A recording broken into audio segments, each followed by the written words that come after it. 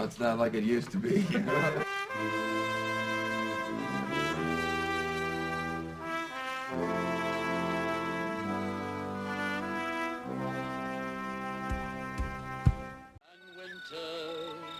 In the dust and the rain and the cold. The arrival of the squatters profoundly altered the fortunes of the young colony. In particular, the sheepmen upset the careful plans of the Canterbury Association's settlement further south at Christchurch.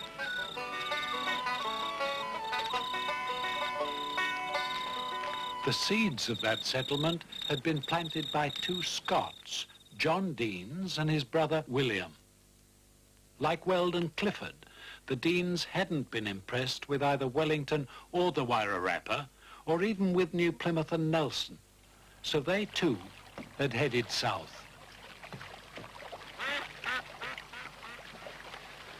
It was William Deans who led the way.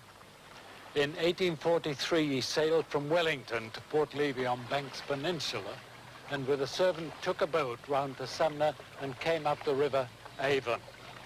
The fresh artesian water was to provide one of the basic elements of successful settlement, and here at Riccarton, William Deans found the other.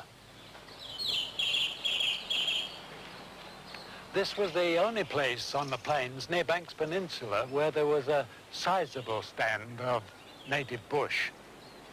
It was swamp forest, and the trees mainly white pine, kahikatea.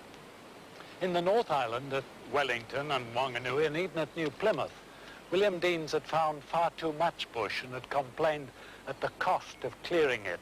But here, any timber, even for firewood, was precious. It wasn't long before axes shattered the silence of the Riccarton bush. From the trees, the Deans built a house for themselves and their servants, fences and stockyards and a bridge across a river they called the Avon.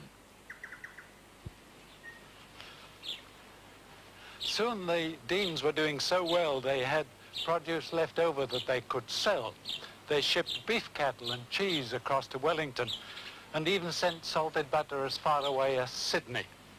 Now they could afford a second house, and for the first time they were able to live separately from the farm workers and their families. That second house still stands. Here, the Deans offered hospitality to anybody who turned up on the Port Cooper Plains, as they were still called. In fact, this house became a regular port of call for any European traveller. In 1848, one such visitor was Captain Joseph Thomas. He was agent and chief surveyor for a group of high churchmen and landed gentry back in England who decided to establish an Anglican settlement in New Zealand.